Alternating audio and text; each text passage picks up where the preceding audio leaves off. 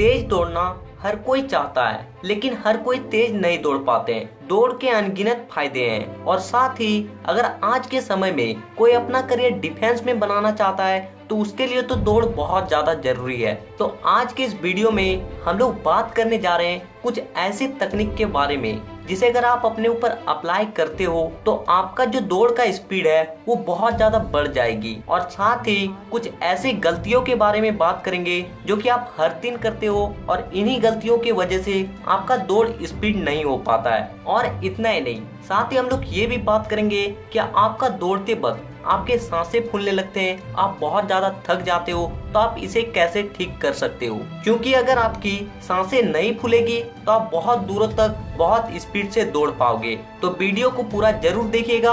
आप एक भी तकनीक को मिस करते हो तो आप सही से नहीं दौड़ पाओगे। तो चलिए वीडियो को शुरू करते हैं। नंबर 1, दौड़ने से पहले वार्म अप जरूर करें। देखिए, जब हम लोग दौड़ने जाते हैं तो उससे पहले हम लोग का बॉडी पूरी तरह से रिलैक्स मोड में होता है और हमारे बॉडी के जितने भी मसल्स होते हैं वो भी रिलैक्स में होते हैं। और अगर आप ऐसे स्टेट में डायरेक्ट दौड़ना शुरू कर दोगे तो इसमें आपका पूरा बॉडी का मसल्स सही से नहीं खुल पाता है और इसी के वजह से आप बहुत जल्दी थक जाते हो, आप ज्यादा स्पीड से नहीं दौड़ पाते हो। इसलिए कभी भी दौड़ने से पहले वार्म अप जरूर करें। आपको कुछ वीडियो क्लिप में कुछ वार्म अप के एक्सरसाइज को दिखाया जा रहा है, आप इन एक्सरसाइज को भी वार्म अप के रूप में कर सकते हो। Number 2, stretching.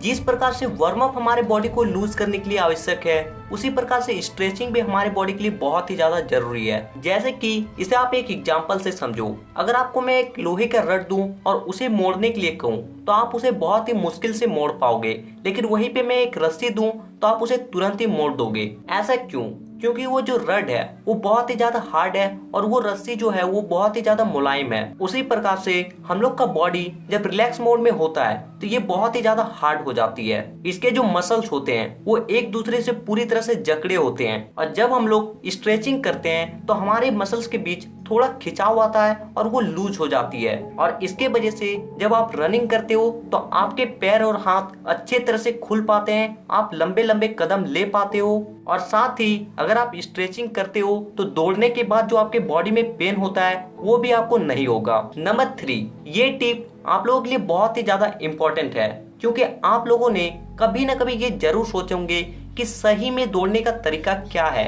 वाकई में हम लोग का जो शरीर का पोजीशन है वो कैसा होना चाहिए, हम लोग को कैसे करके पैर को पटकना चाहिए। तो देखिए, जब आप दौड़ते हो तो इसमें आपका बॉडी का जो पोजीशन हो वो कम से कम 15 से 30 डिग्री तक झुका होना चाहिए। लेकिन ध्यान रहे, आपके बॉडी तो झुका रहे लेकिन आपका सिर झुका नहीं रहना चाहिए, वो पूरी तरह से स्ट्रेट हो। क्योंकि जब हम लोग का बॉडी आगे की ओर झुका रहता है तो हम लोग की बॉडी को ऐसा फील होता है कि वो गिरने वाला है और इसके वजह से वो बहुत जल्दी जल्दी पैरों को आगे की ओर फेंकता है ताकि आप गिरने से बच सको। और ऐसे दौड़ने से आपकी स्पीड बहुत ज्यादा बढ़ जाती है। अब दूसरी बात आती है कि पैरों को कैसे पटकें। तो देखिए, दौड़ते वक्त आपको अपने पैरों को सीधा पूरी तरह से फ्लैट पटकना है। क्योंकि जब हम लोग अपने पैरों को पूरी तरह से फ्लैट पटकते हैं तो इसमें हम लोग का बॉडी बहुत कम थकता है, लेकिन इसमें थोड़ा स्पीड हम लोग का धीमा होता है। और इसीलिए अगर आपको कोई रेस को कंप्लीट करना है तो आपको पूरी रेस को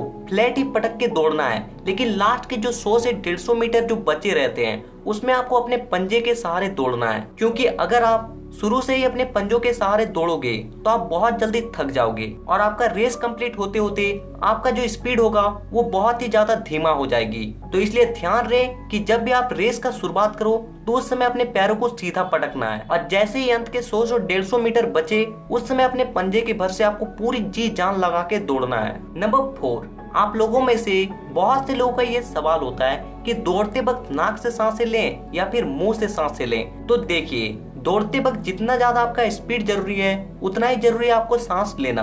और अगर आपको दौड़ते वक्त सही से सांस लेने का तरीका नहीं पता है तो आप थोड़ी दूर दौड़ते ही पूरी तरह से थक जाओगे, आपके सांसें फूलने लगेगी। तो देखिए, जैसे ही आप रेस को शुरू करो उस समय आप कोशिश करो कि आप पूरी तरह से अपने नाक से ही सांसें लो और नाक से ही सांसों को छोड़ो। ऐसा करने से जो आपका शुरू में जो 500 से 600 मीटर का रेस होगा उसमें आपका जो बॉडी है वो बहुत कम थकेगी। और इसके बाद अगर आपको फील होने लगे कि मेरा बॉडी थोड़ा थोड़ा थक रहा है तब आपको अपने मुंह से सांसों को लेना है और अपने नाक से सांसों को छोड़ना है ताकि आपको भरपूर मात्रा में अपने मुंह के जरिए ऑक्सीजन मिल सके और आपके बॉडी में एटीपी बहुत ज्यादा बन सके। और जब आखिरी के आप कुछ मीटर्स में आप पूरी तरह से थक जाते हो, उस समय आपको अपने नाक से सांस को लेना है और अपने मुंह से सांसों को छोड़ना है। तो अगर आप इस प्रकार से सांसों को लोगे और छोड़ोगे तो आप बहुत ही लंबी रेस दौड़ सकते हो, वो भी बिना थकावट के। और अगर आपका दौड़ते वक्त बहुत ज्यादा सांसें फूलती है